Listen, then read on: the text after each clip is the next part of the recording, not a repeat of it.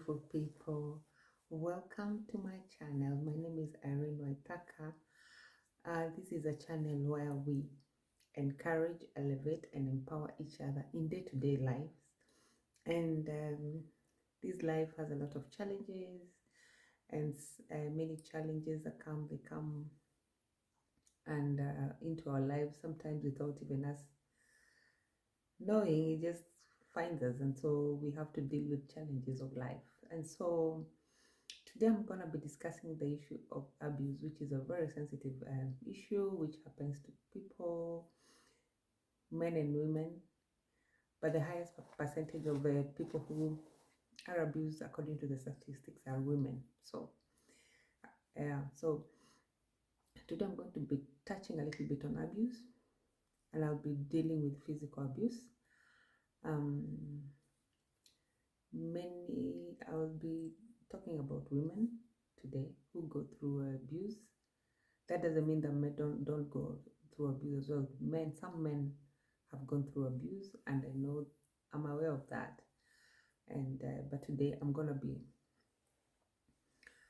talking or discussing about women who have gone under abuse, and particularly physical abuse. So, physical abuse is an abuse that happens so often and so much in our society that sometimes it becomes a norm. In some societies, they take it like it's a norm for a person to be abused, but actually it is not.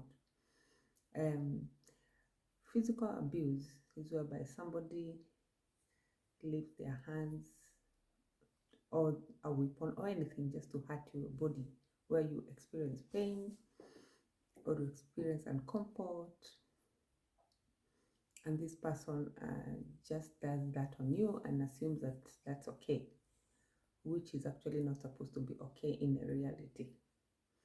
So sometimes it starts slowly, and this happens mostly in relationships. Unfortunately, it happens in relationships, whether marriage or you're in a relationship with someone, and this physical abuse happens mostly when you with a person who is very close to you. Unfortunately, also a person who is very close to you is most of the time who you experience abuse with.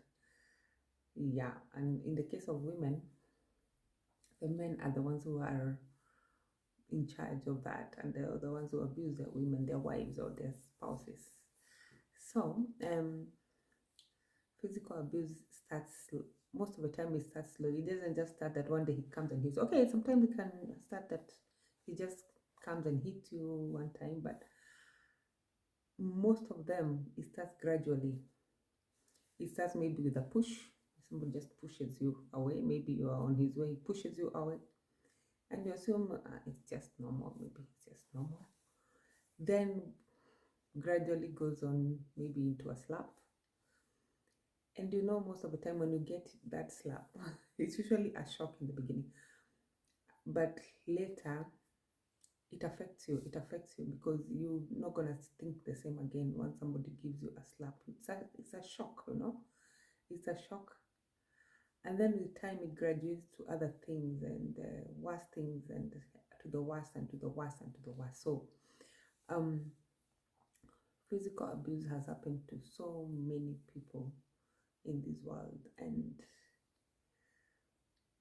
as a woman, especially when you get a physical abuse in your marriage, for example, your husband beats you up, hits you, kicks you.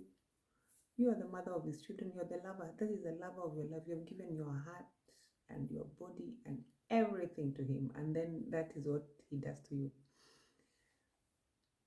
So in the beginning, some men might be aware that what they did is wrong.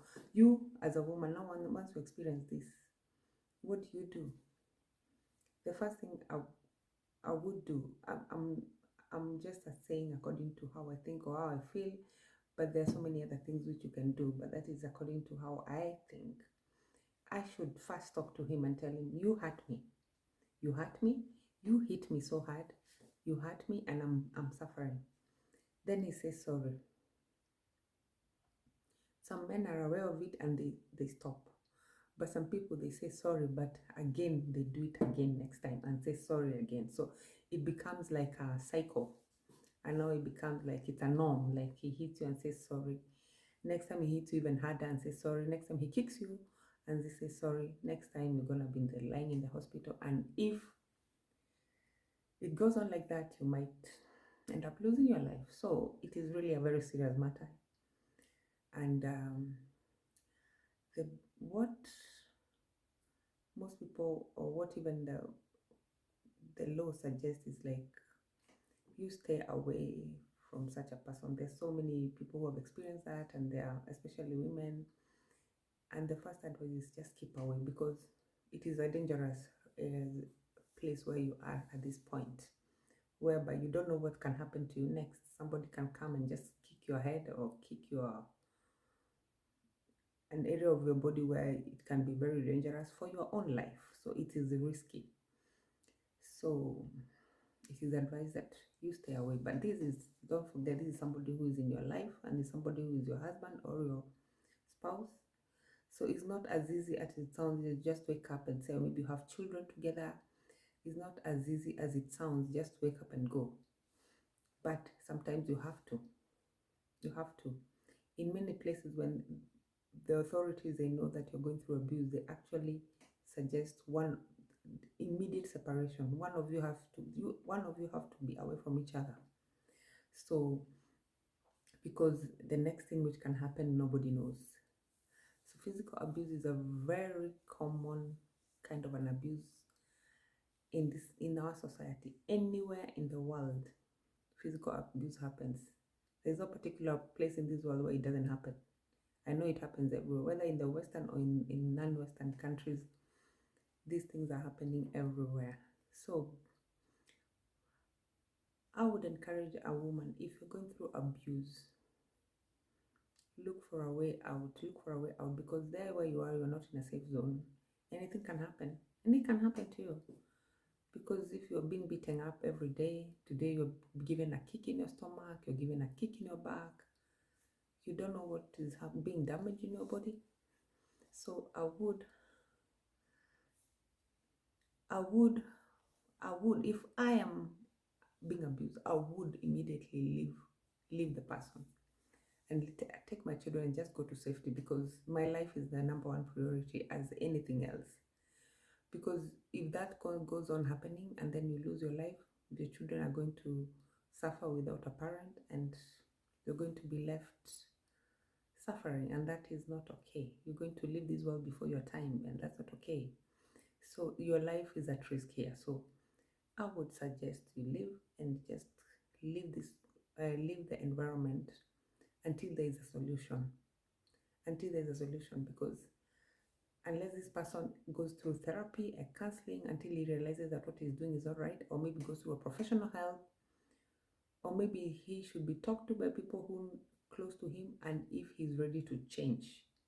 If he's not ready to change, then you can do co-parenting, or just make sure that you can't be next to that person, because even your children are also at a risk of losing you. So at the end of the day, physical abuse is not a good thing, and it's not a very pleasant thing, but it is happening everywhere in the world. So as a woman, take courage. If you're going through that, take courage and just look for a plan out of that place.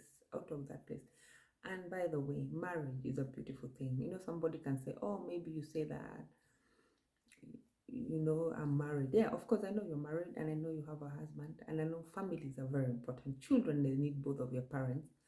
But what is a point of you staying in a place where you might end up losing your life, and those children might end up losing you? The children you're protecting, or the children you think you're protecting, to stay in a family environment which doesn't even suit them.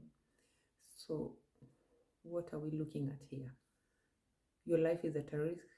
The life of the children are at a risk of losing you.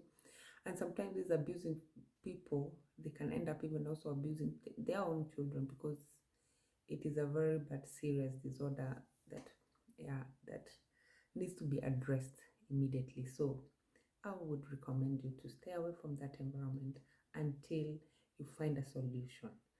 Thank you so much for watching. I appreciate you. Thank you for your feedback. Thank you for your comments.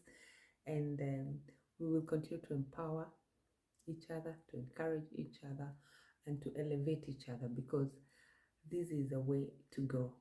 Thank you for watching. Bye until the next video. Bye bye.